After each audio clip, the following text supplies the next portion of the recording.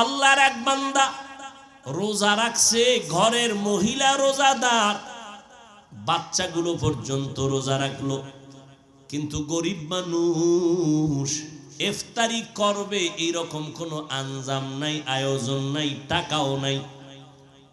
হঠাৎ করে বিকাল বেলা ইফতারির আগ মুহূর্ত টাইম, আল্লাহর বান্দা পেরেশান হয়ে গেল, আমি আর আমার স্ত্রী একটু পানি দিয়েও তো ইফতারি করতে পারবো, কিন্তু আমার সন্তানগুলোর মুখে কিছু খানা না দিলে তো লজ্জায় আমরা মরে যাব। কই পাই টাকা, কই পাই খানা, আমি গরিব। আল্লাহর বান্দা পাগলের মতো হয়ে গেল। দেখি কোনো বন্ধু বান্ধবের কাছে একটু ধার টাকা নিয়ে ইফতারির আয়োজন করা যায়নি। আল্লাহর বান্দা ঘর থেকে বের হইয়া একটু বাড়ির পাশে একটা মুসলমানের ঘরে গেল, টাকাওয়ালা মুসলমান। গিয়া বলে, ভাইজান আমি গরিব মানুষ, আজকে রোজা রাখছি, কিছু ইফতারির আয়োজন করব, কিছু টাকা আমাকে ধার দেন। মুসলমান ধমক দিয়া বলে, তোমাকে আমি টাকা ধার দিব না। অহংকারী হইয়া গরিবের তুচ্ছ তাচ্ছিল্য করে এখান থেকে তাড়ায় দিল। আল্লাহর বান্দা চোখের পানি মুছতে মুছতে বের হয়ে গেল, রাস্তা দিয়ে হাঁটে, ও মালিক তুমি ছাড়া আমার কেউ নাই, ইফতারির সময় আমার বাচ্চাদের মুখে কেমনে আমি হাসি ফুটাবো। এই সন্তানেরা, ওই মা বাবার ঋণ জীবনটা দিয়েও দিলে আদায় করতে পারবা না, যেই পরিমাণ কষ্ট মা বাবা করেছে। আল্লাহর বান্দা চোখের পানি মুছতেছে আর রাস্তা দিয়ে হাঁটতেছে, কোথায় যাবে নিরুপায়। আমার মালিকের কুদরত, হঠাৎ করে দেখে বিপরীত দিক থেকে একটা লোক আসতেছে। লোকটা আসলে মুসলমান না, বিধর্মী। যখনই মুসলমানের সামনে মুখোমুখি হয়ে গেল, মুসলমান এড়াইয়া যাওয়ার চেষ্টা করলো। বিধর্মী লোকটা দাঁড়ায় বলে, ভাইজান দাঁড়াও, কোথায় তুমি যাইতেছো? হঠাৎ করে নজর করে দেখে মুসলমানের চোখের কোঠায় পানি টলমল করে। বলে, ভাইজান তুমি কি কষ্ট পাইয়া কই যাও? বলে, তুমি বিধর্মী, তোমাকে বলে কি লাভ হবে বলো? বলে, লাভ হোক না হোক একটু বলো রে বাবা। মুসলমান বলে, ভাই আমার ঘরে সব রোজাদার, ইফতারির কোনো আয়োজন নাই, আমি গরিব। আমার পাশে এক মুসলমানের কাছে গেলাম, সে আমারে ধাক্কা দিয়া তাড়ায় দিল। মুসলমান মুসলমানের কলিজায় আগলায়া ধরবে, বুকের সাথে বুক মিলাবে, কিন্তু কি এক আদর্শ। আমি মুসলমান, আপনিও মুসলমান, আপনার মাথার টুপি এক রকম, আমার টুপি আর এক রকম। এই শুধু এতটুকু ব্যবধানের কারণে কিছু মুসলমান আমাদের সালাম দেয় না, আমরা সালাম দিলেও তারা নেয় না। এরে নবীর উম্মতের দল, আল্লাহর বান্দা কাঁদতেছেন, কিন্তু বিধর্মীর অন্তরে মায়া জন্ম হয়ে গেছে। মনে আসেনি? বিধর্মীর অন্তরে মায়া। ডেকে বলে, তোমার জাতি ভাই মুসলমান তোমাকে তাড়াইয়া দিছে? বলে, হ্যাঁ। কয়, তুমি যদি মনে কিছু না নাও, আমি তোমারে কিছু টাকা দেই ধার, পারলে দিও, না পারলে দাবি নাই, যাও তুমি ইফতারির আয়োজন করো। আল্লাহর বান্দা গরিব, চোখের পানি মুছতে মুছতে যায়, দ্রুত গতিতে হালকা পাতলা ইফতারির আয়োজন করলো। বিধর্মী টাকা দিল, এই টাকা নিয়া ইফতারি সামনে নিয়ে দোয়া কবুলের সময় সন্তানগুলো নিয়ে, স্ত্রীকে নিয়ে আল্লাহর বান্দা গরিব মানুষ হাত উঁচু করে আল্লাহর কাছে কান্না করে, আল্লাহ বিধর্মী লোকটা আমাকে ইফতারির আয়োজনের টাকা দিল ধার, আমি দিতে পারবো কিনা জানি না, এখন ওই লোকটার জন্য একটু দোয়া করতে মনে চায়। ও আল্লাহ, বিধর্মী লোকটার জন্য কি দোয়া করব জানি না, মাওলা আমি মূর্খ মানুষ, দোয়া করি তুমি কুদরতের হাতে তার সিনায় ইমানের নূরের বাতি জ্বালায়া দাও। আল্লাহর বান্দা এই দোয়া করিয়া ইফতারি করলো। এরপরে রাতের বেলা আরামে ঘুমায় গেল। মাওলার কুদরত শুরু হয়ে গেল, বান্দার চোখের পানি বৃথা যাইতে পারে না। ওই মুসলমান অহংকারী ধনী আর এক মুসলমানের লাত্তি মারিয়া তারাইয়া দিয়া ঘুমাইছে। রাতের বেলা স্বপ্ন দেখে কিয়ামতের ময়দান কায়েম হয়ে গেছে। কিয়ামতের মাঠে মানুষগুলো, সূর্যের গরম, ওদিকে জাহান্নামের আওয়াজ, মানুষগুলো ছুটাছুটি করে, কই যাবে, গরম সহ্য করতে পারে না। যেই মুসলমান অহংকারীটা নজর করে দেখে হাসরের মাঠের এক পাশে একটা সুন্দর বিল্ডিং দেখা যায়। সূর্যের গরম থেকে আত্মরক্ষার জন্য দৌড়াইয়া বিল্ডিং এর কিনারায় হাজির। গিয়া কয়, দারোয়ান তালা লাগাইছো কেন, দরজাটা খোল, আমি একটু ভেতরে ঢুকে আরাম করব, আমি সহ্য করতে পারি না গরম। দারোয়ান কয়, এই বিল্ডিং তোমার না, দেখছনি নাম লেখা আছে? কয়, জানি না, বুঝি না, কার নাম?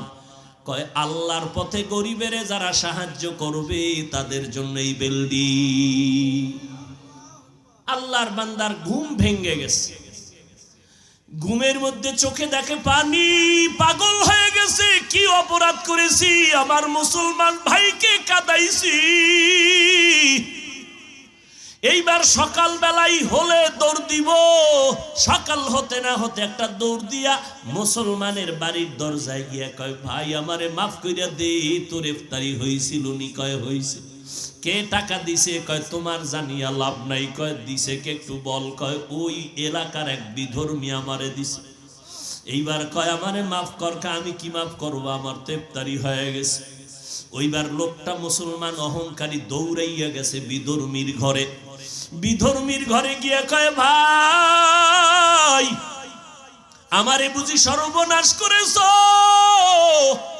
বিধর্মীকে সর্বনাশ আমি করি নাই, হলে তুমি নিজেই সর্বনাশ হয়েছ। কি ব্যাপার? কয়, তুমি কয় টাকা দিছো গরিবের? কয়, জানার দরকার কি? আমি ফিরাইয়া দিতে চাই। কয়, না, আমি তো দাবি রাখিয়া টাকা দেই নাই, তুমি ফিরাইয়া দিবা কেন? গতকালকে লোকটারে কাদাইয়া ফিরাইয়া দিছো, এখন এত মায়া কেন? বিল্ডিং দেখা পাগল হয়ে গেছে। মুসলমান আশ্চর্য হয়ে গেল, বিল্ডিং দেখেছি ঘুমের ঘরে আমি, আর তুমি বিধর্মী কেমনে বুঝছো আমি বিল্ডিং দেখেছি? বিধর্মী কয়, মুসলমান আমাকে আর বিধর্মী বলে ধাক্কা দিস না রে মুসলমান, আমি এখন আর বিধর্মী নাই। বলে, তো কি হয়েছ? বলে, আমি যখন গরিবের টাকা দিছি আমার কলিজাটা ঠান্ডা হয়ে গেছে, কারণ এমন একটা মুহূর্তে আমি সহযোগিতা করেছি যেই মুহূর্ত ইফতারির টাইম। রাতের বেলা যখন আমি ঘুমাইছি, ঘুমের ঘরে দেখি মদিনাওয়ালা নবী হাজির। মদিনার নবী এসে আমার হাত ধরে কয়, কালেমা পড়। আমারে মায়ার মদিনার নবী এসে কালেমা পড়ায় দিয়েছে। আমি সজাগ হইয়া দেখি আমার জবানে কালেমা চলতেছে, আর আমাকে দেখাইছে তোর জন্য জান্নাতে বিল্ডিং।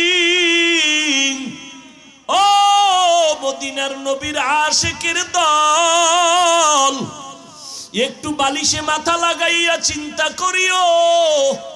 মুসলমান হইয়া মুসলমানের বুকে লাগাইতে পারলা না, এত হিংসা কেন? নবীর আদর্শ কোথায় গেল? তুমি উম্মত কোথায় গেলা? ও নবীর আশিকের দল, এখন পর্যন্ত আশিক দাবি করতেছো, আমার মনে হয় তুমি এখন পর্যন্ত নবীকেই চিনতে পারো নাই। এই জন্য অনুরোধ করে বলবো, উলামায়ে কেরামদের কাছে যাও, বাহাদুরি করিও না। ওই আলেমের কাছে যাইও যেই আলেমদের বয়ানে দিলটা নরম হয়, যেই আলেমের বয়ানে আমল বাড়ে, যেই আলেমের বয়ানে চোখে পানি আসে, যেই আলেমের কাছে গেলে মানুষ আমলওয়ালা হয়, তাদের কাছে বসো, তাদের বয়ান শুনিও। 2 ঘন্টা বয়ান শোনার দ্বারা যদি তোমার দিনের মধ্যে একটু পরিবর্তনের ছোঁয়া লাগতে পারে, তাহলে তুমি যদি দীর্ঘ বছর আলেমদের কাছে উঠা বসা করো, তোমার অন্তর কেন পরিবর্তন হবে না? অনুরোধ বিনয় অনুরোধ করে বলবো, রে বাবা, আল্লাহর মোহাব্বত অন্তরে তৈরি করো, তওবা করো। পেছনে যত অন্যায় করেছো, কারে জানি কষ্ট দিয়েছো, কার চোখের পানি জানি ফালাইছো, এখনো সময় আছে, তওবা করে নাও। ওই অন্ধকার কবর বড় একার ঘর, ওই কবরে আমি বক্তা, আমি বাংলা না, কোনো প্রশ্ন করা হবে না। ওই সাদা কাফন যখন পরাইবে, আমার গায়ের জামাটা পর্যন্ত বেলেট দিয়া কেটে কেটে আমার আপনজনেরা রেখে দিবে। ওভার ডিউটির দ্বারা মালিকের মন আকৃষ্ট হয়ে গেছে, মোহাব্বতের পার্সেন্ট বেড়ে গেছে। মোহাব্বতের হাদিয়ার কোনো সীমানা নাই। এমনি মূল ডিউটি করিয়া বেতন পায় মাসে 10,000, আর মোহাব্বতের ধাক্কায় পেয়ে গেল 10 লাখ। আল্লাহ কয় আমি মানুষ বানাইছি ইবাদতের জন্য। দৈনন্দিন 5 বেলার নামাজ পড়বা মূল ডিউটি। ইশরাক আওয়াবিন চাষ তাহাজ্জুদের নামাজ পড়বা তোমরা ওভার ডিউটি। রমজানে রোজা রাখবা মূল ডিউটি। অন্য দিন বৃহস্পতিবারে সোমবার দিন রোজা রাখবা ওভার ডিউটি। ওভার আমল করতে করতে যারা সামনের দিকে আগায় যাবে, তার উপর আমার আল্লাহ তাআলার একটা কুদরতের মায়ার নজর পড়ে যায়। ওভার ডিউটি করনেওয়ালা রাতের বেলা ঘুমায় না, ভোর রাত্রে আল্লাহর দরবারে হাজিরা দিতে দাঁড়ায় যায়। আমার আল্লাহ প্রথম আসমানে নজর দেন, ওভার ডিউটি করনেওয়ালার উপরে নজর পড়ে যায়। আল্লাহ কয়, ও বান্দা তুই 5 বেলার নামাজ পড়ার পরেও তুই এত ওভার ডিউটি কেন করো? কয় আল্লাহ 5 বেলা নামাজের পর আমার মধ্যে মোহব্বতের পার্সেন্ট বাড়াইতে চাই, তোমার রহমতের আশায় আরো ইবাদত করি। যত করব তত তোমার মোহব্বতের নজর পেয়ে যাব। আল্লাহ বলেন, যা বান্দা, আমি অন্যদের তুলনায় তোর উপরে আমি রহমতের দৃষ্টি আরো বাড়ায় দিলাম। দুনিয়ার জীবনে আমি আল্লাহ তোরে অনেক কিছু দিয়া দিলাম।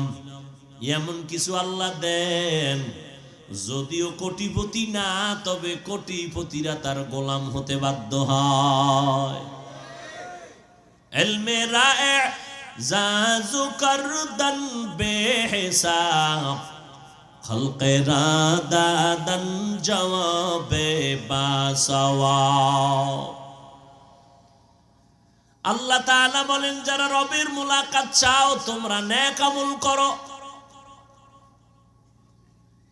যেখানে আল্লাহ ঈমানের বয়ান করেছেন সেখানে আমলের বয়ান করলেন।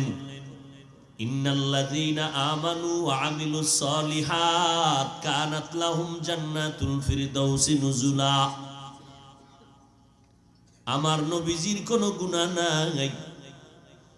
আম্মা জান আয়েশা রাদিয়াল্লাহু আনহা বলেন, নবী দীর্ঘ সময় নামাজের মধ্যে দাঁড়ায় দাঁড়ায় সময় কাটাইতেন, নফল ইবাদত। আম্মা জান আয়েশা বলেন, পয়গম্বর আপনার কোনো গুনাহ নাই, এরপরেও কেন ইবাদতে সময় কাটায় কষ্ট করেন? মদিনার পয়গম্বর বলেন, আফালা আকুনা আবদান শাকুরা। যেই আল্লাহ আমাকে অনেক নেয়ামত দান করেছেন, ওই আল্লাহর জন্য আমি সামান্য হলেও কি কিছু করব না? আমি কি অকৃতজ্ঞ হয়ে যাব? এটা তো হতেই পারে না। আল্লাহ আমাকে অনেক দিয়েছেন, সেই তুলনায় আমি তো কিছুই দিতে পারি না। মায়ার নবী নামাজে দাঁড়াইলেন, সাহাবী পেছনে দাঁড়ালেন। নবী তেলাওয়াত শুরু করলেন, আলহামদু সূরা শেষ করে সূরা বাকারা পড়া শুরু করলেন। সাহাবী পড়তে, নবী তেলাওয়াত করতেছেন, শুনতেছেন, নামাজ লম্বা হয়ে যাচ্ছে। সূরা বাকারা শেষ করে নবী রুকুর মধ্যে যাবেন, কয় না, সূরা আলে ইমরান শুরু করে দিলেন নবী আমার। তেলাওয়াত চলতেছে চলতেছে চলতেছে, আলে ইমরান পরে নবী নামাজের রুকুর মধ্যে যাবেন, কয় না, সূরা নিসাও তেলাওয়াত শুরু করলেন। এইভাবে পড়তেছেন আমার নবী দীর্ঘ সময় নামাজে দাঁড়ায় রইলেন। কারণ আল্লাহর সাথে বান্দার সম্পর্কের সূত্র হলো, মূল সূত্র দুইটা। একটা হলো কোরআনের তেলাওয়াত, আর একটা হলো নামাজ। আর নামাজের মধ্যে দুইটা অবস্থা হলো আল্লাহর সাথে মোহাব্বতের গভীর কাজ। একটা হলো দাঁড়ানোর সময় আর একটা সিজদার সময়। দাঁড়াইয়া বান্দা কোরআন তেলাওয়াত করেন, ওই সময় বান্দা আল্লাহর সাথে মোহাব্বতের বন্ধন মজবুত হয়ে যায়। নবীজি এজন্য দাঁড়াইয়া সময় কাটাইতেন বেশি, তেলাওয়াত করতেন বেশি। সিজদায় গিয়েও দীর্ঘ সময় আমার আল্লাহ পাক রব্বুল আলামিনের মোহাব্বত ওই সময় জমে যায়। আমলের লাইনে আল্লাহর নবী মুজাহাদা করেছেন। আল্লাহ কয় বান্দা তুমি নেক আমল করো, কারণ আমল যত বেশি করবা তোমার মোহাব্বত আমি আল্লাহর পক্ষ থেকে বেশি বেড়ে যাবে। আমল যত বেশি করবে আল্লাহর মোহাব্বত তার মধ্যে তত বেড়ে যাবে। এই আমল দুই প্রকার, নেক আমল, বদ আমল। ফরজ, ওয়াজিব, সুন্নাত, মুস্তাহাব, জায়েদা, মুআক্কাদা সব নেক আমল। হারাম, মাকরু, তাহরিমি, তানজিস, গুনাহে সগীরা, কবিরা, নাজায়েজ, শিরিক, বিদআত, কুফর সব বদ আমল। বদ আমল আবার দুই প্রকার, ফাহশা আর মুনকার। ইন্নাস সালাতা তানহা আনিল ফাহশাই ওয়াল মুনকার ওয়া লাযিকরুল্লাহি আকবার। নিশ্চিত নামাজ মানুষকে সমস্ত পাপের কাছ থেকে ফিরায় রাখবে। ফাহশাও বদআমল, মুনকারও বদআমল। ফাহশা এমন বদআমল যেগুলো বুঝার জন্য বিবেক যথেষ্ট, দলিলের প্রয়োজন হয় না। মুনকার এমন বদআমল যেগুলো সমাধানের জন্য দলিলের প্রয়োজন হয়, বিবেক যথেষ্ট হয় না। গালি দেওয়া বদআমল, মিথ্যা বলা বদআমল, এগুলো বিবেক বুঝে ফেলছে। কারণ দুনিয়ার কোনো বেঈমান গালি পছন্দ করে না, মিথ্যা পছন্দ করে না। মা বাবায় মিথ্যা বলবে, সন্তান মেনে নেয় না, গালি দিবে মেনে নেয় না। কিন্তু কিছু বদ আমল আছে যেগুলো দলিল ছাড়া সমাধান করা যায় না। যেমন সিজদা করা একটা নেক আমল। সিজদা করা বদ আমল না নেক আমল? সিজদা যদি কেউ মাজারে দেয় নেক আমল। কথা বলেন। সিজদা যদি কেউ বট গাছে দেয়, কবরে দেয়, কোন পীর সাহেবের কদমে লাগায়, নেক আমল। কি আমল? কিন্তু যারা পীর সাহেবের কদমে সিজদা করে, কবরে মাজারে সিজদা করে, তারা কি বদ আমল মনে করে? তারা তো সওয়াব মনে করে। আপনি গিয়া যদি বলেন বন্ধ কর তোর সিজদা, কেন? বলে শিরক। আল্লাহ যা পাবেন ওই জিনিস অন্যকে দেওয়ার নাম শিরক।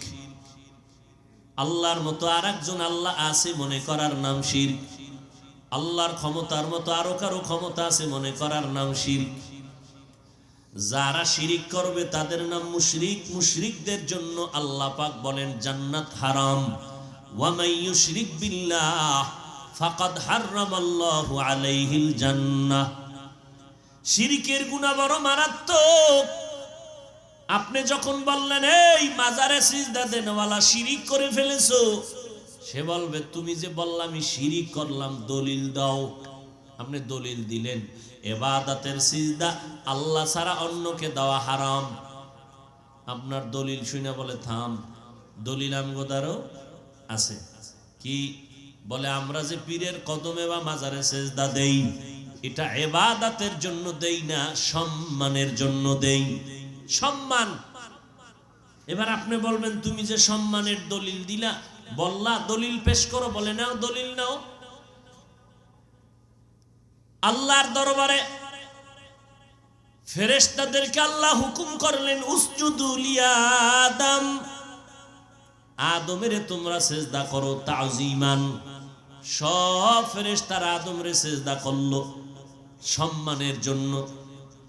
আবার মিশরের জমিনে ইউসুফ নবীর কদমে 11 ভাই মা বাবা মিলিয়া সম্মানের সিজদা করলো।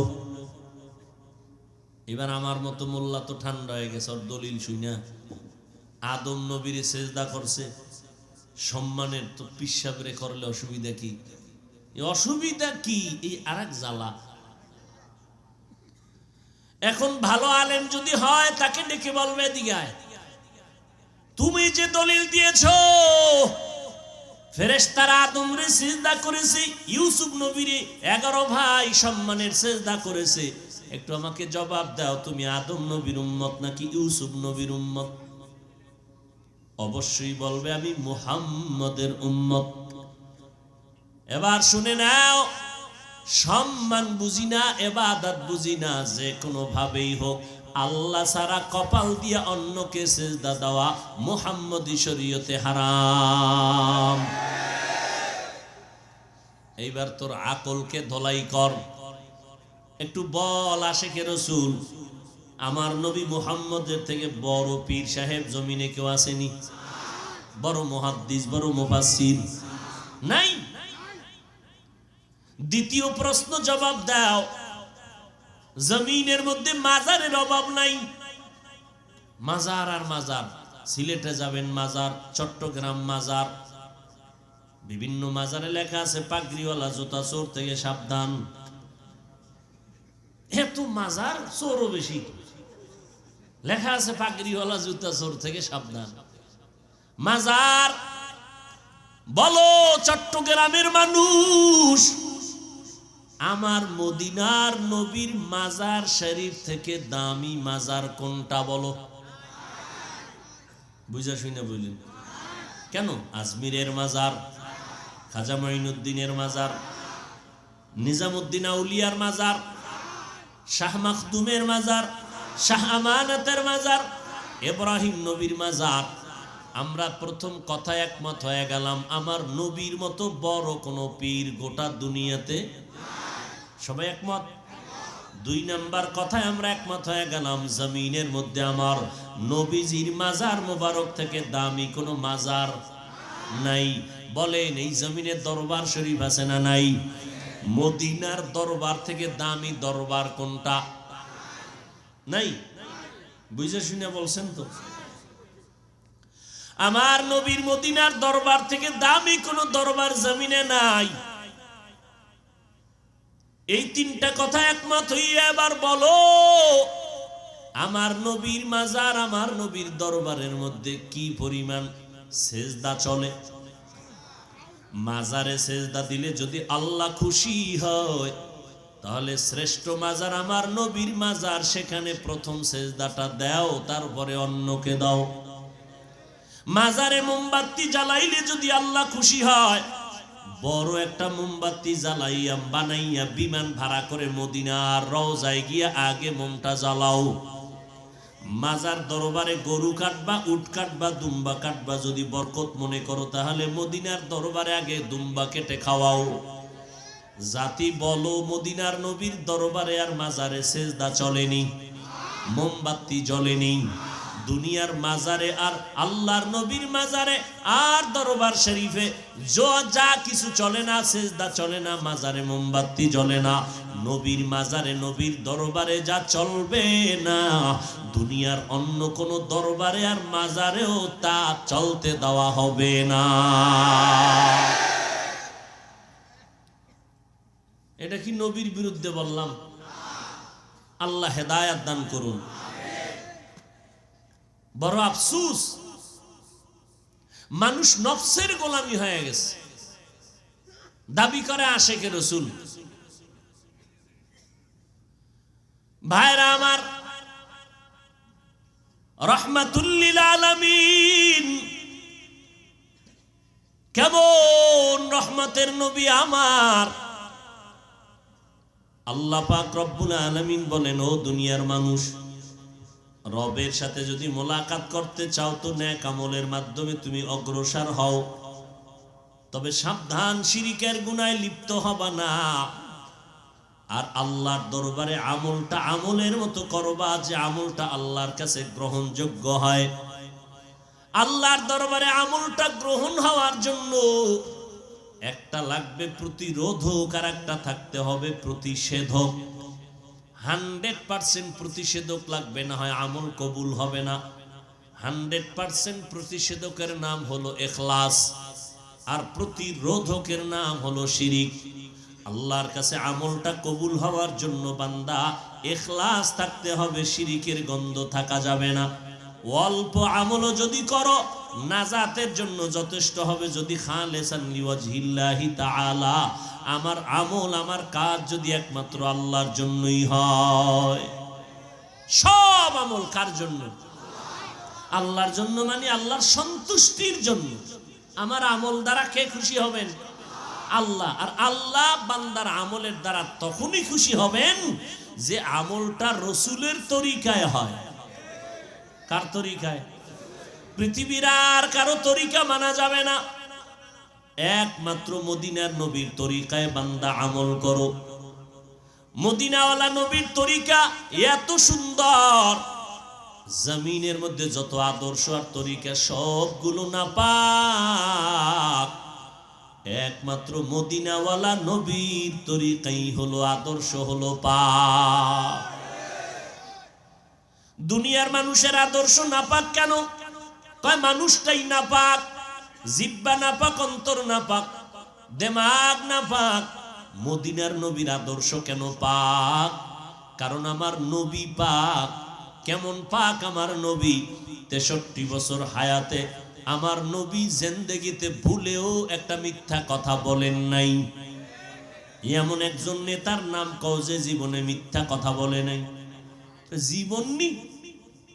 ঘুমের থেকে ওইটা নেতারে ফোন দিলাম, টাকা লাগবে 20,000। কই আছেন? মোবাইল কানে লাগায় ঘরে বয়ে, আমি জমিনের উপরেই নাই। জাগাত মিশা কথা বলে দিল দিনের বেলা মোবাইলটা কানে লাগায়া। এই মোবাইলের দ্বারা কি পরিমাণ মিথ্যা কথা চর্চা হয় তার কোনো সীমানা নাই। এর এলাকার মুসলমান, ওর যুবক, কেমন একজন নবী পাইলি চিনলি না রে যুবক? আম্মা জান আয়েশা রাদিয়াল্লাহু আনহা বলেন, নবীজির ঘাম থেকে মিশকের ঘ্রাণ বোতলের মধ্যে ভরে রাখতাম, আর আমরা বড় বড় অনুষ্ঠানে ওই নবীর ঘাম মোবারক আতর হিসাবে ব্যবহার করতাম। কেমন মায়ার নবী আমার, যেই নবীর জন্য আসমান জমিন গ্রহ নক্ষত্র সব পাগল পাড়া হয়ে গেল। আমার নবীর চেহারা মোবারকের দিকে কেউ যদি নজর দেয়, দীর্ঘ কয়েকদিনের উপবাসের ব্যক্তির পেটের ক্ষুধা নিবারণ হয়ে যায়। কেমন একজন নবী আমার, যেই নবীর জন্য গর্তের পিপিলিকা পর্যন্ত আল্লাহর কাছে আরজি করে নবীর রওজা দেখবে, বাইতুল্লাহ দেখবে। কেমন একজন নবী পেয়েছরে যুবক, কপাল বড় খারাপ, সেই নবীকে চিনতে পারো নাই। আজকে আমি তোমার পায়ে হাত রেখে রেখে, না ঘুম আছে না খানা আছে, দিন নাই রাত নাই, 12টা মাস দৌড়াইয়া দৌড়াইয়া তোমাদের পায়ে ধরে ধরে এই কথা বলি না যে 5 কল্লি মাথায় দাও। 5 কল্লি মাথায় না দিলে গুনাহ হবে, এই কথা তো জীবনেও বলি নাই। কওমি মাদ্রাসায় না পড়লে গুনাহ হবে বলি নাই। লম্বা জামা না পড়লে তুমি জাহান্নামে যাইবা বলি নাই। দেওবন্দীদের কাছে না গেলে গুনাহ হবে একবারও বলি নাই রে বাবা। তাবলিগে না গেলে, নানুপুর চরমনাই কোনো পীরের কাছে না গেলে তুমি জাহান্নামে যাইবা, তাও বলি নাই। সারাটা দেশ ঘুরে ঘুরে বিনয়ের সাথে বয়ান করি, মনে হয় জানো তোমার টাকার কেনা গোলাম। এতটা মাথা নত কইরা বয়ান করি, একটা উঁচু কণ্ঠে আওয়াজ দেই না, বেদবি হবে, মনে কষ্ট যাবে। এরপরেও দুই একটা কথায় কষ্ট লাগে কিনা বারবার ক্ষমা চাই, মোনাজাতে আল্লাহর কাছে ক্ষমা চাই। এত বিনয়ী হইয়া গোটা জাতিকে 2টা শব্দ কলবে ঢুকাইতে চাই, 2টা স্লোগান কলবে ঢুকানোর জন্য সারা দেশে দৌড়াই। 1 নাম্বার স্লোগান, এরে আল্লাহর গোলাম, দুনিয়াতে যতদিন বেঁচে থাকবা গোলামি করবা আমার আল্লাহর। জমিনে যতদিন বেঁচে থাকবা আদর্শ মানবা মদিনাওয়ালা নবী। আর কারো গোলামি চলবে না। মদিনার নবীর আদর্শ ছাড়া আর কোনো আদর্শ মানা যাবে না। দুনিয়ার মানুষ আদর্শ বানাইয়া মানুষের সামনে বিক্রি করে দেয়, আবার কয়েক বছর পরে সংশোধনী লাগবে, আগের আদর্শ ভালো না, নতুন আপডেট করা লাগবে। কিন্তু মদিনার নবীর আদর্শ এত পারফেক্ট এবং পাওয়ারফুল, কিয়ামত পর্যন্ত যদি নবীর আদর্শ মানতে পারো, খোদার কসম বিনা হিসাবে আল্লাহ জান্নাত দিবেন, দুনিয়ায় শান্তি দিবেন। আমার নবী চ্যালেঞ্জ করে গেছেন, তারাকতু ফীকুম আমরাইন লান তাদিল্লু মা তামাসসাকতুম বিহিমা কিতাবাল্লাহি ওয়া সুন্নাত রাসূলি। আল্লাহর কোরআন আর মদিনার আদর্শের সুন্নাত যদি ধরে রাখতে পারো, জীবনে তোমার ঈমান ধ্বংস হয়। বর্তমান দুনিয়াতে খোদার কসম করে বলি, যার কাছে মদিনার সুন্নাত যেই পরিমাণ আছে, ওই বান্দা বান্দি ওই পরিমাণ সম্মান আর শান্তিতে আছে। তুকু যাও সুন্নতে আহমদ কুজা বা মুহাম্মদ কেবুয়াদ নিসবতরা মান আহাব্বা সুন্নতি কওলে রাসূল মজদায়ে কানা মাই হাম কুন কবুল। ও ভাইজান, এই জমিনের মধ্যে আমার নবী 23 বছরের যে আদর্শ রেখে গেলেন, যুবকদেরকে বলবো, বাবারা, নবীজির রেখে যাওয়া সুন্নতের আমল কি হিন্দু ভাইরা করবে? খ্রিস্টানেরা করবে? নবীর আদর্শের আমল কি ইহুদিরা করবে? না, কখনোই করবে না। নবীর আদর্শ মতো ওরা দাড়ি রাখবে না, নবীর আদর্শের দাড়িটা হিন্দু বিধর্মীরা রাখবে না, নবীর আদর্শ মতো টুপি তারা পরবে না, নবীর আদর্শ মতো পোশাক তারা পরবে না। নবীর সুন্নাত অনুযায়ী নবীর আদর্শ মতো এই জমিনে মেনে চলবে কারা? মুসলমান। আপনারাও মুসলমান দাবি করেন, অথচ চুলের দিয়ে তাকাইলে মদিনার ঘেরান পাওয়া যায় না, চেহারার দিয়ে তাকাইলে মদিনার আদর্শের ঘেরান পাওয়া যায় না। ও নবীর আশেকের দল, আমার নবীর আদর্শ কি চুল কাটার মধ্যে নাই? তাহলে নবীর আদর্শ জবাই করে বেঈমানের পা চাটা গোলামি কেন করো? অথচ আমার নবী কেমন দামি, শত শত লক্ষ বেঈমানেরা ১৫০০ বছর পর আমার নবীর আদর্শ দেখছে, নবীরে দেখে নাই। নবীর আদর্শ দেখি আজকে কালেমাওয়ালা মুসলমান হয়ে গেছি। ও গো নবীর উম্মতেরা,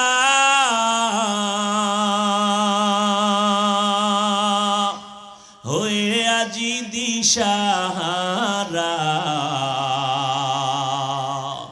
কোরআন হাদিস রে চলো যখন যাহা চায় মনে, নবী বিনে কে তারাবে ফুলসিরাত মিজানে, নবী বিনে কে তারাবে ফুলসিরাত মিজানে। উম্মতের কান্ডারি নবী কাঁদছেন উম্মতের লাগি, এখনো কাঁদেন নবীজি শুয়ে মদিনার পানে, নবী বিনে কে তারাবে ফুলসিরাত মিজানে, নবী বিনে কে তারাবে ফুলসিরাত মিজানে। এরে নবীর আশিক উম্মতের দল, আমার নবীর আদর্শ মানলে তোমার শান্তি, কোনো অশান্তি নাই। আমরা যারা নবীর তরিকা মতো দাড়ি রাখলাম, টুপি পরি, পর্দা করি, হালাল খাই, আলহামদুলিল্লাহ, আমাদের সম্মান তো মোটেও কমে নাই। এরপরও আমার যুবক ভাইজানদেরকে একটু প্রশ্ন করি, আপনারা যারা নবীর তরিকা বাদ দিয়া চলতেছেন, বলেন আমাদের থেকে আপনারা কি পরিমাণ শান্তি আর সম্মানে আছেন? আমি তো চ্যালেঞ্জ দিয়া বলবো, আমরা যারা নবীর তরিকা মতো চলি, আমাদের মতো সম্মানে শান্তিতে জমিনে আর কেউ নাই। সমস্ত বিধর্মীরা ভেতরে ভেতরে চায় কোরআনের আওয়াজ বন্ধ হয়ে যাক, মাদ্রাসা বন্ধ হয়ে যাক, নবীর আদর্শ বন্ধ হয়ে যাক। এরপরে এত দুশ্মনীর মাঝেও তো আলহামদুলিল্লাহ আমরা তো না খাইয়া মরি নাই। এত বড় মহামারী করোনা গেল, কত চাকরিজীবীর চাকরি নাই, ব্যবসায়ীর ব্যবসা বন্ধ। আলহামদুলিল্লাহ, কোরআনের কোনো মাদ্রাসা এখনো বন্ধ হয় নাই। যার কাছে রাসূলের সুন্নাত যেই পরিমাণ আছে ওই বান্দা ওই পরিমাণ সম্মান আর শান্তিতে আছে। টাকায় শান্তি দেয় না। ওই 10 তলা বিল্ডিং করে কি লাভ হবে যেই বিল্ডিং এর দরজার সামনে দুদকের চিঠি এসে হাজির। ওই টাকা পয়সার মালিক হয়ে কি লাভ হবে যেই টাকার পেছনে গরিবের চোখের পানি, গরিবের কলিজা আঘাত মেরে তুমি টাকা নিয়া বলো ওই টাকা দিয়া কি শান্তি হবে রে বাবা? ও আল্লাহর বান্দা, শান্তি আমার আল্লাহ দিবেন, তবে মুহাম্মদের আদর্শ মানতে হবে, না হয় হবে না। মুহাম্মদের আদর্শ এত সুন্দর। ও আল্লাহর বান্দা, নবীর আদর্শের টুপি দাঁড়িয়ে এত সুন্দর। আজকে যারা নবীর সুন্নাত অনুযায়ী চলে তাদের মতো সুন্দর আর কাউকে লাগে না রে বাবা। ও যুবক, আমি বলি না তুমি মাদ্রাসায় আসো, স্কুল কলেজ বন্ধ করে দাও, না, একবারও বলি না। বরং তুমি স্কুলে পড়ো, কলেজে পড়ো, ডাক্তারি পড়ো, ইঞ্জিনিয়ারিং পড়ো, আমি দোয়া করি আলহামদুলিল্লাহ এই লাইনটায় থাকো। তবে অনুরোধ একটা, মা বাবার দোয়া নিয়ে চলবা, উলামায়ে আহলে হকের পরামর্শ নিয়ে 5 বেলার নামাজ পড়ো। বলতে পারো যুবক ভাই কেমনে করবে, এত ব্যস্ত। তোমাকে দিয়া বুঝাই, তোমার ক্লাসে ছেলে মেয়েরা স্কুল কলেজে পড়ুয়া 5 বেলার নামাজ পড়নেওয়ালা। মিথ্যা কথা বলবা না, সত্য বলো, আসেনি? তোমার স্কুল কলেজের ছেলে মেয়েরা যদি লেখাপড়ার পাশাপাশি 5 বেলার নামাজ পড়ে, বলো বাবা তুমি কেন পারবা না? তোমার আমার মতো যুবক রাস্তায় গাড়ি চালায়, ড্রাইভারি করে, আজান হয়ে গেল গাড়ি বন্ধ করে যাত্রী সহ মসজিদে গিয়া নামাজ আদায় করে, অভাব নাই, বলো বাবা তুমি কেন পারবা না? এরে নবীর উম্মতের দল, আমার মায়ার নবীর আদর্শ এখনো তুমি অর্জন করতে পারলা না। হাসরের ময়দানে নবীর দরবারে কেমনে দাঁড়াইবা? ও পর্দার আড়ালের আম্মা জানেরা, আপনারা নবীদের মা, সাহাবায়ে কেরামের মা, আউলিয়ায়ে কেরামের মা, হাফেজে কোরআনের মা, আপনারা আয়েশা রাদিয়াল্লাহু আনহার মতো নারী, ফাতেমা রাদিয়াল্লাহু আনহার মতো নারী, খাদিজা রাদিয়াল্লাহু আনহার মতো নারী, ইসলাম আর মুহাম্মদ এত পরিমাণ নারীর মর্যাদা ইজ্জত দান করেছেন, দুনিয়ার কোন ধর্মে নারীর মর্যাদা দিতে পারে নাই। কিয়ামতের দিন জান্নাতের 8টা দরওয়াজা খোলা, 4 জন নারীকে ডাকবে, আসো। জান্নাতের 4টা দরজা, 8টা দরজা খোলা হবে, 4 জন নারীকে বারবার 8টা দরজা দিয়া ডাকবে, আসো ভেতরে তোমার মেহমানখানা তৈয়ার। ওই 4 জন নারীকে ডাকা হবে, হিসাব লাগবে না, বিনা হিসাবে ঢুকে যাও। এর মধ্যে একজন নারী খাদিজা রাদিয়াল্লাহু আনহা। এরে পর্দার আড়ালের আম্মা জান, কিয়ামতের দিন আমার আল্লাহ যদি বলে দাঁড়াও, এমন একজন ব্যক্তি দাঁড়াও, আমি আল্লাহ দেখব যেই ব্যক্তিটা আমার মুহাম্মদের হাতে প্রথম কালেমার দাওয়াত কবুল করেছে। কে করেছো? দাঁড়াও। হাসরের ময়দানে আমি আল্লাহ কোটি মানুষের সামনে পরিচয় করাবো, দুনিয়ার কোনো পুরুষ দাঁড়াতে পারবে না। একজন নারী দাঁড়ায় বলবে আমি দাওয়াত কবুল করেছি মুহাম্মদের হাতে প্রথম, আমি সেই খাদিজা পয়গম্বরের বিবি। আল্লাহ যদি বলে নবীর হাতে কালেমাওয়ালা কোন মুসলমান আমার নবীর আদর্শের দিন জমিনে বাস্তবায়ন করতে গিয়ে বেঈমানের মোকাবেলায় শাহাদাত বরণ করেছো, রক্ত দিয়ে দিন জিন্দা করছো, শহীদের দরজায় কোন ব্যক্তি প্রথম জীবনটা বিলায় দিছ আমার মুহাম্মদের দিন কায়েমের জন্য, দুনিয়ার কোন পুরুষ দাঁড়াতে পারবে না, একজন নারী দাঁড়ায় যাবেন। সুমাইয়া রাদিয়াল্লাহু আনহা বলবে আল্লাহ মুহাম্মদের দিনকে জিন্দা রাখার জন্য আমি প্রথম আমার জীবনটা বেঈমানের মোকাবেলায় যুদ্ধের ময়দানে বিলায় দিয়েছি। এরে পর্দার আড়ালের আম্মা জান, মনটা কি চায় না একজন আদর্শ সন্তানের মা হয়ে কবরে যাবেন? আপনার সন্তানকে ডাক্তার বানান, আলহামদুলিল্লাহ। আপনার সন্তান ইঞ্জিনিয়ার হবে, আলহামদুলিল্লাহ। আপনার সন্তান একজন প্রফেসর হবে, আলহামদুলিল্লাহ। ও আম্মা জানেরা, আপনার সন্তানটাকে আপনি ডাক্তার ইঞ্জিনিয়ার বানাইয়েন, তবে অনুরোধ বেয়াদব বানাইবেন না। আপনার সন্তানের ব্যবহারে যেন আলেম ওলামারা কষ্ট না পায়, আপনার সন্তানের আচরণে যেন এলাকার কোনো মুরব্বীরা কষ্ট না পায়, আপনার সন্তানের ব্যবহারে যেন অন্য সন্তান কষ্ট না পায়। আম্মা জান, ইমাম গজালি রহমাতুল্লাহি আলাইহি বলেন, প্রত্যেকটা সন্তানের জন্য মা হলো প্রাথমিক শিক্ষিকা। কারণ একটা সন্তান মা বাবার তুলনায় মায়ের কাছে সময় দেয় বেশি, সন্তান মাকে ফলো করে চলে বেশি। এই জন্য বাবার তুলনায় মাকে আদর্শবান হতে হবে বেশি। এরে আম্মা জান, অমুক ডিসি সাহেবের ব্যবহার ভালো, ওসি সাহেবের ব্যবহার ভালো, অমুক ওসি সাহেব এসপি সাহেবের ব্যবহার ভালো, চেয়ারম্যান সাহেবের ব্যবহার ভালো। খোদার কসম, যত ভালো ভালো বলতেছেন সব ভালোর পেছনে মায়ের অবদান আর কারো নয়। মদিনাতুল মুনাওয়ারা থেকে কালেমার দাওয়াত নিয়ে ভারতের জমিন হিন্দুস্তানে আসলেন খাজা মুঈনুদ্দিন আজমিরি রহমাতুল্লাহি আলাইহি। কালেমার দাওয়াত দিতে দিতে লক্ষ লক্ষ বিধর্মী তার হাতে মুসলমান হতে লাগলো। খাজা মুঈনুদ্দিন চিশতি আজমিরি রহমাতুল্লাহি আলাইহি মায়ের কাছে গিয়ে আনন্দিত। মা ডেকে বলে, ও মুঈনুদ্দিন, এত আনন্দিত কেন?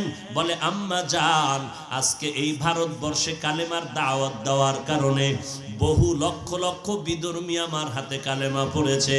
আম্মা জান বলে, খাজা মুঈনুদ্দিন, এই বাহাদুরি তোমার না, আমি মায়ের অবদান।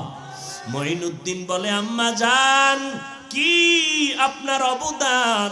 খাজা মুঈনুদ্দিনের মা ডেকে বলে, সন্তান, তুই আমার গর্বে যেদিন আসছো রে বাবা, আমি মা রাতের বেলা ঘুমাই নাই, সিজদায় পড়ে মালিকের কাছে দোয়া করেছি, আল্লাহ আমার সন্তানকে তুমি কুতুবুল আলম বানায় দিও। দুনিয়াতে আসার পরে আমি মা তোকে যতদিন দুগ্ধ পান করাইছি, একটা ফোঁটা দুধও বিনা অজুতে তোর মুখে দেই নাই। এরে আম্মা জান, ওই মায়ের দোয়া, ওই মায়ের আদর্শ নিয়া ও যুবক সামনে আগাও। মায়ের দোয়া ছাড়াই চেয়ারে বসতে পারি নাই রে যুবক। ওই মা বাবার চোখের পানি আর দোয়ার কারণে আল্লাহ এত সম্মান দান করেছেন। ওই মা বাবার দোয়ার কারণে তুমি মাওলানা, তুমি মুফতি, তুমি মুহাদ্দিস, তুমি শাইখুল হাদিস, তুমি একজন ইঞ্জিনিয়ার, বড় ডাক্তার, বড় সম্মানের চেয়ার পেয়েছো। পরীক্ষায় ভালো নাম্বার পেয়েছো, পেছনে তোমার মায়ের কান্নাওয়ালা দোয়া। ওই মায়ের দোয়া ছাড়া সামনে রাস্তা অগ্রসর হওয়া যাবে না। অতএব স্কুল কলেজে যারাই পড়রে যুবক, এখন থেকেই তৈরি হইয়া যাও রে বাবা। নবীর তরিকার উপরে চলবা, মা বাবার দোয়া নিয়ে সামনে আগাবা। আমার মায়ার নবীর আদর্শ এত সুন্দর, জমিনের মধ্যে নবীর আদর্শের মতো সুন্দর আদর্শ নাই। লক্ষ লক্ষ বিধর্মীরা নবীর আদর্শের পাগল। আল্লাহর এক বান্দা রোজা রাখছে, ঘরের মহিলা রোজাদার, বাচ্চাগুলো পর্যন্ত রোজা রাখলো, কিন্তু গরিব মানুষ ইফতারি করবে এইরকম কোনো আঞ্জাম নাই, আয়োজন নাই, টাকাও নাই।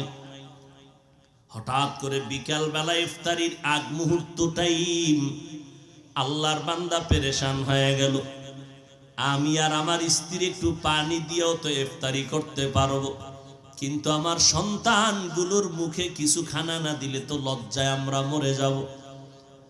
কই পাই টাকা, কই পাই খানা, আমি গরিব। আল্লাহর বান্দা পাগলের মতো হয়ে গেল। দেখি কোনো বন্ধু বান্ধবের কাছে একটু ধার টাকা নিয়ে ইফতারির আয়োজন করা যায়নি। আল্লাহর বান্দা ঘর থেকে বের হইয়া একটু বাড়ির পাশে একটা মুসলমানের ঘরে গেল, টাকাওয়ালা মুসলমান। গিয়া বলে, ভাইজান আমি গরিব মানুষ, আজকে রোজা রাখছি, কিছু ইফতারির আয়োজন করব, কিছু টাকা আমাকে ধার দেন। মুসলমান ধমক দিয়া বলে, তোমাকে আমি টাকা ধার দিব না। অহংকারী হইয়া গরিবের তুচ্ছ তাচ্ছিল্য করে এখান থেকে তাড়ায় দিল। আল্লাহর বান্দা চোখের পানি মুছতে মুছতে বের হয়ে গেল। রাস্তা দিয়ে হাঁটে, ও মালিক তুমি ছাড়া আমার কেউ নাই, ইফতারির সময় আমার বাচ্চাদের মুখে কেমনে আমি হাসি ফুটাবো। এই সন্তানেরা, ওই মা বাবার ঋণ জীবনটা দিয়েও দিলে আদায় করতে পারবা না, যেই পরিমাণ কষ্ট মা বাবা করেছে। আল্লাহর বান্দা চোখের পানি মুছতেছে আর রাস্তা দিয়ে হাঁটতেছে, কোথায় যাবে নিরুপায়। আমার মালিকের কুদরত, হঠাৎ করে দেখে বিপরীত দিক থেকে একটা লোক আসতেছে। লোকটা আসলে মুসলমান না, বিধর্মী। যখনই মুসলমানের সামনে মুখোমুখি হয়ে গেল, মুসলমান এড়াইয়া যাওয়ার চেষ্টা করলো। বিধর্মী লোকটা দাঁড়ায় বলে, ভাইজান দাঁড়াও, কোথায় তুমি যাইতেছো? হঠাৎ করে নজর করে দেখে মুসলমানের চোখের কোঠায় পানি টলমল করে। বলে, ভাইজান তুমি কি কষ্ট পাইয়া কই যাও? বলে, তুমি বিধর্মী, তোমাকে বলে কি লাভ হবে বলো? বলে, লাভ হোক না হোক একটু বলো রে বাবা। মুসলমান বলে, ভাই আমার ঘরে সব রোজাদার, ইফতারির কোনো আয়োজন নাই, আমি গরিব। আমার পাশে এক মুসলমানের কাছে গেলাম, সে আমারে ধাক্কা দিয়া তাড়ায় দিল।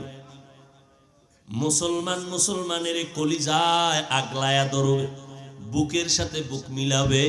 কিন্তু কি এক আদর্শ! আমি মুসলমান, আপনিও মুসলমান, আপনার মাথার টুপি একরকম, আমার টুপি আর এক রকম। এই শুধু এতটুকু ব্যবধানের কারণে কিছু মুসলমান আমাদের সালাম দেয় না, আমরা সালাম দিলেও তারা নেয় না। আছে না নাই? কি দুঃখ, কি দুঃখ গো! আমার নবীর আদর্শ কই, আর চট্টগ্রামের আশিকে রাসূল তোমরা কই? মাত্র 13টা বছরে মক্কার ভেতরে দ্বীনের আওয়াজ।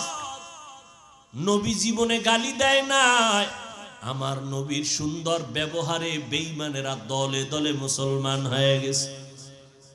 ও নবীর আশিকের দল, তুমি কি চাও না তুমি একা জান্নাতে যাবা, নাকি আমাদেরও নিয়ে যাইবা? আমার নবী কানতে কানতে জীবনটা শেষ করলেন, উম্মত যেন জাহান্নামে না যায়। আম্মা জান আয়েশা বলেন, আমি একদিন দেখি আমার রুমের ভিতরে বসে নবীজি গুনগুন গুনগুন করে কান্না করে। আমি আয়েশা ভয় পেয়ে গেলাম, নবী বেয়াদবি হয়েছে নাকি, কেন কাঁদেন? মায়ার নবী বলে, না আয়েশা তুমি কেন বেয়াদবি করবা? আয়েশা বলে, নবী আমার বয়স অনেক কম, 6 বছরে আপনার সাথে আমার বিবাহের বন্ধন হয়েছে, 9 বছরে আমি আপনার ঘরে আসলাম। আমার এই বয়সে ভুল হতে পারে, এই জন্য না জানি কোনো কষ্ট কয় না রে আয়েশা। নবী তাহলে আপনি কেন কাঁদেন? মায়ার নবী বলেন, আয়েশা হাসরের ময়দানের ভয়ঙ্কর অবস্থার কথা মনে পড়েছে, জন্য কাঁদি। আমার উম্মতের কি উপায় হবে সেই হাসরের দিন, যেই হাসরের ময়দানে সূর্যের গরমে মাথার মগজগুলো টাস টাস করে ফেটে যাবে। ওই সময় আমার আল্লাহ রাগান্বিত হয়ে বলবেন, লিমানিল মুলকুল ইয়াউম লিল্লাহিল ওয়াহিদিল কাহ্হার। আমার আল্লাহর রাগান্বিত আওয়াজে হাসরের ময়দানটা থরথর করে কেঁপে উঠবে। অন্যদিকে জাহান্নামের আওয়াজ, জাহান্নাম বলবে, আল্লাহ কই, গুনাহগার গুলো কই, আমার পেটে দাও। ও আয়েশা, ওই সময় মানুষগুলো দাঁড়াবে সব উলঙ্গ, সূর্যের গরমে মাথার মগজগুলো ভাতের মারের মতো ফুটতে শুরু হয়ে যাবে, পায়খানার রাস্তা দিয়ে পেটের নাড়ি বুড়িগুলো পড়তে থাকবে, কান্নার কোনো শেষ হবে না। কেমন ভয়ঙ্কর অবস্থা হলে নবীদের কোনো গুনাহ নাই, তারাও নাফসি নাফসি বলে কাঁদবেন। মুসা নবী কাঁদবেন, আল্লাহ আমাকে বাঁচাও, সহ্য করতে পারি না হাসরের ময়দানের গরম। ঈসা নবী কাঁদবেন, আল্লাহ আমাকে বাঁচাও। ইব্রাহিম নবী কান্না করবেন, আমাকে বাঁচাও। আম্মা জান আয়েশা বলেন, নবী তখন আপনি কি করবেন? আপনি তো দু জাহানের সরদার।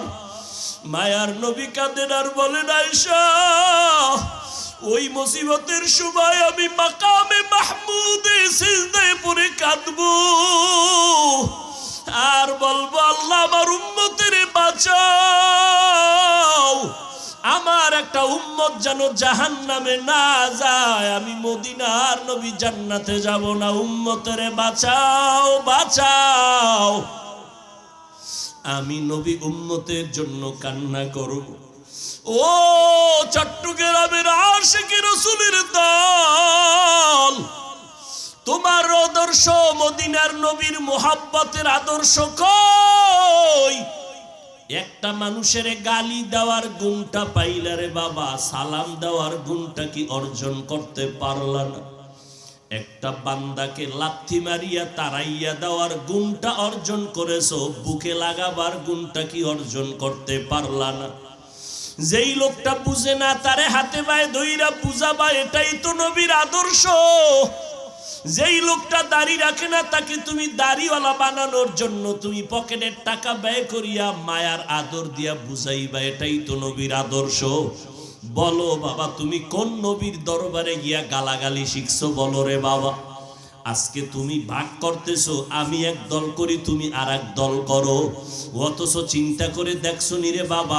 যুবকের একটু ভালো করিয়া শুনিয়া রাখ রে বাবা, যদি ভুল বলি বল, আমি তোর কাছে কানে ধইরা তওবা করে ক্ষমা চাইব। হিন্দুদের ধর্ম আলাদা, আদর্শ আলাদা, ইহুদির ধর্ম আলাদা, আদর্শ আলাদা, খ্রিস্টানের ধর্ম আলাদা, আদর্শ আলাদা, বৌদ্ধদের ধর্ম আলাদা, আদর্শ আলাদা। এইবার একটু জবাব দাও, মুসলমানের ধর্ম কি এক না আলাদা? তুমি তাবলীগ, তুমি চরমনাই, কেউ দেওবন্দি, কেউ এই দুনিয়ার মধ্যে যে যেই লাইনে চলো, ও বাবা তুমি দাঁড়াইয়া নবীরে সালাম দাও, কেউ বসে সালাম দাও, যে যেই লাইনে আসো।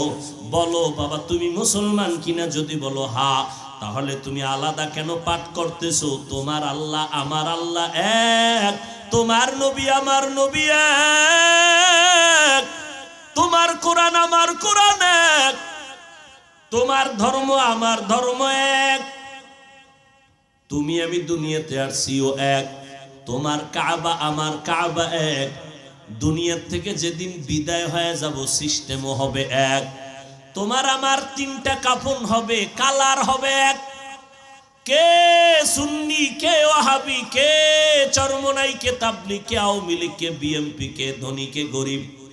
কাফনের ভিতরে ঢুকলে আর খবর হবে না, লেখাও থাকবে না কে কোন দলের লোক।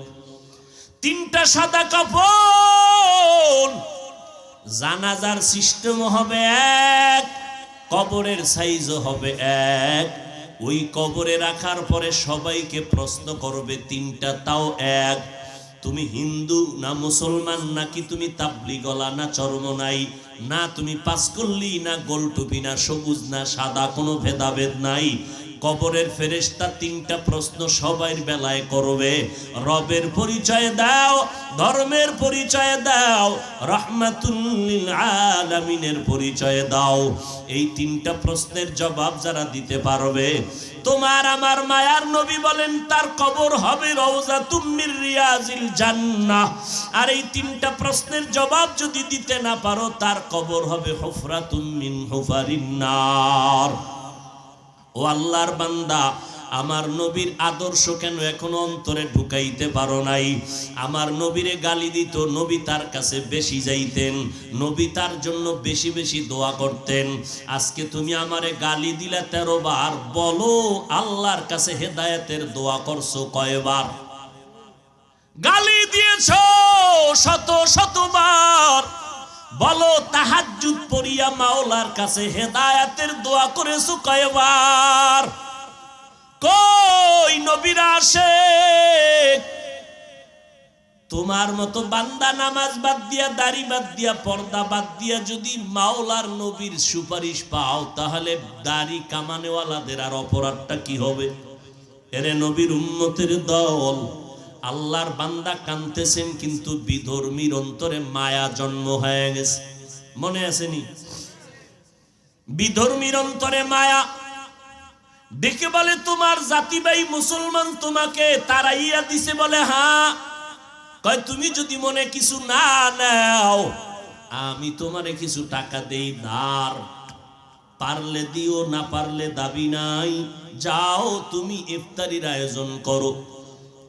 আল্লাহর বান্দা গরিব, চোখের পানি মুছতে মুছতে যায়, দ্রুত গতিতে হালকা পাতলা ইফতারির আয়োজন করলো। বিধর্মী টাকা দিল, এই টাকা নিয়া ইফতারি সামনে নিয়ে দোয়া কবুলের সময় সন্তানগুলো নিয়ে, স্ত্রীকে নিয়ে আল্লাহর বান্দা গরিব মানুষ হাত উঁচু করে আল্লাহর কাছে কান্না করে, আল্লাহ বিধর্মী লোকটা আমাকে ইফতারির আয়োজনের টাকা দিল ধার, আমি দিতে পারবো কিনা জানি না, এখন ওই লোকটার জন্য একটু দোয়া করতে মনে চায়।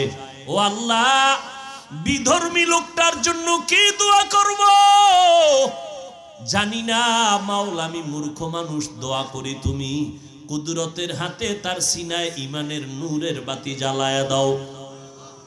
আল্লাহর বান্দা এই দোয়া করিয়া ইফতারি করলো, এরপরে রাতের বেলা আরামে ঘুমায় গেল। মাওলার কুদরত শুরু হয়ে গেল, বান্দার চোখের পানি বৃথা যাইতে পারে না। ওই মুসলমান অহংকারী ধনী আর এক মুসলমানের লাত্তি মারিয়া তারাইয়া দিয়া ঘুমাইছে। রাতের বেলা স্বপ্ন দেখে কিয়ামতের ময়দান কায়েম হয়ে গেছে। কিয়ামতের মাঠে মানুষগুলো, সূর্যের গরম, ওদিকে জাহান্নামের আওয়াজ, মানুষগুলো ছুটাছুটি করে, কই যাবে, গরম সহ্য করতে পারে না। যেই মুসলমান অহংকারীটা নজর করে দেখে হাসরের মাঠের এক পাশে একটা সুন্দর বিল্ডিং দেখা যায়, সূর্যের গরম থেকে আত্মরক্ষার জন্য দৌড়াইয়া বিল্ডিং এর কিনারায় হাজির, গিয়া কয় দারোয়ান তালা লাগাইছো কেন, দরজাটা খোল, আমি একটু ভেতরে ঢুকে আরাম করব, আমি সহ্য করতে পারি না গরম। দারোয়ান কয় এই বিল্ডিং তোমার না, দেখছনি নাম লেখা আছে? কয় জানি না, বুঝি না, কার নাম? কয় আল্লাহর পথে গরিবের যারা সাহায্য করবে তাদের জন্য এই বিল্ডিং। আল্লাহর বান্দার ঘুম ভেঙে গেছে, ঘুমের মধ্যে চোখে দেখে পানি, পাগল হয়ে গেছে। কি অপরাধ করেছি, আমার মুসলমান ভাইকে কাঁদাইছি। এইবার সকাল বেলাই হলে দৌড় দিব, সকাল হতে না হতে একটা দৌড় দিয়া মুসলমানের বাড়ির দরজায় গিয়া কয় ভাই আমারে মাফ কইরা দে, তোর ইফতারি হইছিল নি? কয় হইছে। কে টাকা দিছে? কয় তোমার জানিয়া লাভ নাই। কয় দিছে কে একটু বল? কয় ওই এলাকার এক বিধর্মী আমারে দিছে। এইবার কয় আমারে মাফ কর। আমি কি মাফ করবো, আমার তো ইফতারি হয়ে গেছে। ওইবার লোকটা মুসলমান অহংকারী দৌড়াইয়া গেছে বিধর্মীর ঘরে। বিধর্মীর ঘরে গিয়া কয় ভাই আমারে বুঝি সর্বনাশ করেছ? বিধর্মীকে সর্বনাশ আমি করি নাই, হলে তুমি নিজেই সর্বনাশ হয়েছ। কি ব্যাপার? কয় তুমি কয় টাকা দিছো গরিবের? কয় জানার দরকার কি? আমি ফিরাইয়া দিতে চাই। কয় না, আমি তো দাবি রাখিয়া টাকা দেই নাই, তুমি ফিরাইয়া দিবা কেন? গতকালকে লোকটারে কাদাইয়া ফিরাইয়া দিছো, এখন এত মায়া কেন? বিল্ডিং দেখা পাগল হয়ে গেছে। মুসলমান আশ্চর্য হয়ে গেল, বিল্ডিং দেখেছি ঘুমের ঘরে আমি, আর তুমি বিধর্মী কেমনে বুঝছো আমি বিল্ডিং দেখেছি। বিধর্মী কয় মুসলমান, আমাকে আর বিধর্মী বলে ধাক্কা দিস না রে মুসলমান, আমি এখন আর বিধর্মী নাই। বলে তো কি হয়েছো? বলে আমি যখন গরিবের টাকা দিছি আমার কলিজাটা ঠান্ডা হয়ে গেছে, কারণ এমন একটা মুহূর্তে আমি সহযোগিতা করেছি যেই মুহূর্ত ইফতারির টাইম। রাতের বেলা যখন আমি ঘুমাইছি, ঘুমের ঘরে দেখি মদিনাওয়ালা নবী হাজির। মদিনার নবী এসে আমার হাত ধরে কয় কালেমা পড়। আমারে মায়ার মদিনার নবী এসে কালেমা পড়ায় দিয়েছে। আমি সজাগ হইয়া দেখি আমার জবানে কালেমা চলতেছে, আর আমাকে দেখাইছে তোর জন্য জান্নাতে বিল্ডিং। ও মদিনার নবীর আশিকের দল, একটু বালিশে মাথা লাগাইয়া চিন্তা করিও, মুসলমান হইয়া মুসলমানের বুকে লাগাইতে পারলা না, এত হিংসা কেন? নবীর আদর্শ কোথায় গেল? তুমি উম্মত কোথায় গেলা? ও নবীর আশিকের দল, এখন পর্যন্ত আশিক দাবি করতেছো, আমার মনে হয় তুমি এখন পর্যন্ত নবীকেই চিনতে পারো নাই। এই জন্য অনুরোধ করে বলবো, উলামায়ে কেরামদের কাছে যাও, বাহাদুরি করিও না। ওই আলেমের কাছে যাইও যেই আলেমদের বয়ানে দিলটা নরম হয়, যেই আলেমের বয়ানে আমল বাড়ে, যেই আলেমের বয়ানে চোখে পানি আসে, যেই আলেমের কাছে গেলে মানুষ আমলওয়ালা হয়, তাদের কাছে বসো, তাদের বয়ান শুনিও। 2 ঘন্টা বয়ান শোনার দ্বারা যদি তোমার দিনের মধ্যে একটু পরিবর্তনের ছোঁয়া লাগতে পারে, তাহলে তুমি যদি দীর্ঘ বছর আলেমদের কাছে উঠা বসা করো, তোমার অন্তর কেন পরিবর্তন হবে না? অনুরোধ বিনয় অনুরোধ করে বলবো রে বাবা, আল্লাহর মোহাব্বত অন্তরে তৈরি করো, তওবা করো। পেছনে যত অন্যায় করেছো, কারে জানি কষ্ট দিয়েছো, কার চোখের পানি জানি ফালাইছো, এখনো সময় আছে, তওবা করে নাও। ওই অন্ধকার কবর বড় একার ঘর, ওই কবরে আমি বক্তা, আমি বাংলা না, কোনো প্রশ্ন করা হবে না। ওই সাদা কাফন যখন পরাইবে, আমার গায়ের জামাটা পর্যন্ত বেলেট দিয়া কেটে কেটে আমার আপনজনেরা রেখে দিবে। ওই কবরে যদি জবাব দিতে পারি আমার রব আল্লাহ, আমার ধর্ম ইসলাম, আমার নবী মুহাম্মদ, তো জান্নাত পাবো। কিন্তু যেই গুনাহগার হইয়া রওনা দিতেছি কবরের জগতে, গুনার কারণে আমার হাত না পাক, চোখ না পাক, জিহ্বা না পাক, অন্তর না পাক, আমার ভেতরে অহংকারের গুনাহ, হাসাদের গুনাহ, হিংসার গুনাহ, গীবতের গুনাহ, আমি এই অবস্থায় তওবা না করিয়া যদি কবরে যাই, আমাকে যখন প্রশ্ন করবে রবের পরিচয় দাও, আমি বলবো হা হা লা আদ্রি, আমি কিছুই জানি না। আমাকে যখন প্রশ্ন করবে ধর্মের পরিচয় দাও, আমি বলবো হা হা লা আদ্রি, আমি কিছুই জানি না। আমাকে যখন নবীরে দেখায় বলবে চিনো, আমি তো নবীর সুন্নাত অনুযায়ী চলতে পারি নাই, আমার চুলের মধ্যে নবীর আদর্শ নাই, দাড়ির মধ্যে আদর্শ নাই, পোশাকের মধ্যে মদিনার আদর্শ নাই, নখ কাটার মধ্যে নবীর আদর্শ নাই, জুতা পরার মধ্যে নবীর আদর্শ নাই, খানার মধ্যে নবীর আদর্শ নাই, ব্যবসায় নবীর আদর্শ নাই, সুদ খাইয়া ঘুষ খাইয়া বেপরদায় চলে গালাগালি করে গীবত করে জীবনটা নষ্ট করে ফেলতেছি।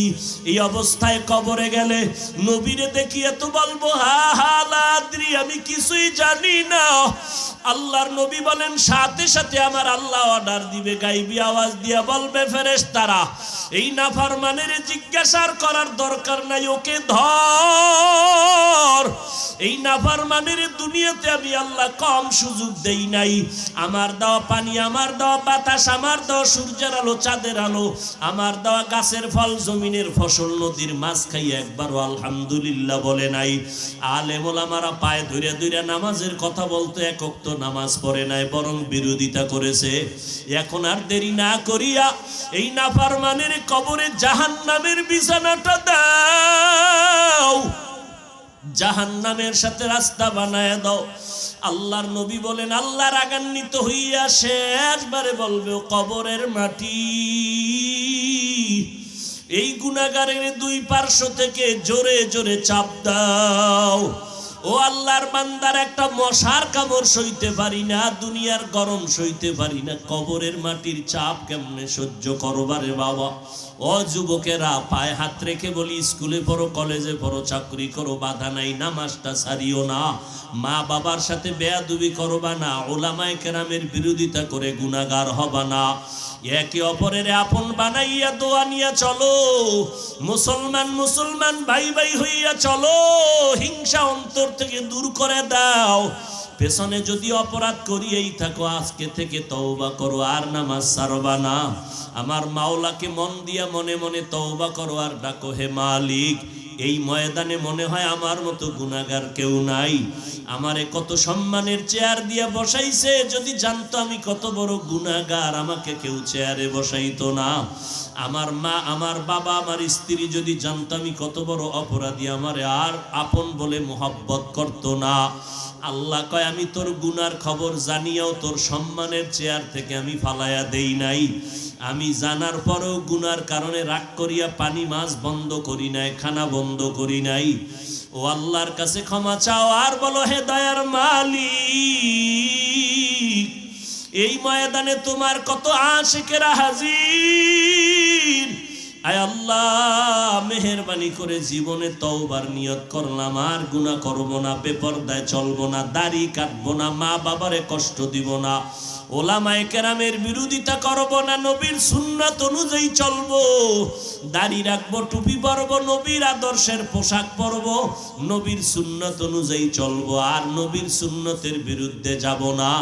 তওবা করার যদি নিয়ত হয়, খাঁটি তওবার নিয়তে দুটো হাত আমার আল্লাহকে দেখায় দেই, আয় আল্লাহ হাতগুলো কবুল করে নেন, তওবা কবুল করে নেন, নবীজির সুন্নাতওয়ালা জিন্দেগি দান করেন, আমাদের তওবার উপরে মজবুত হইয়া চলার তৌফিক দান করেন, আমিন। ফামান কানা ইয়ারজু লিকা রাব্বিহি ফালইআমাল আমালান সালিহা ওয়ালা ইউশরিক বিইবাদাতি রাব্বিহি আহাদা।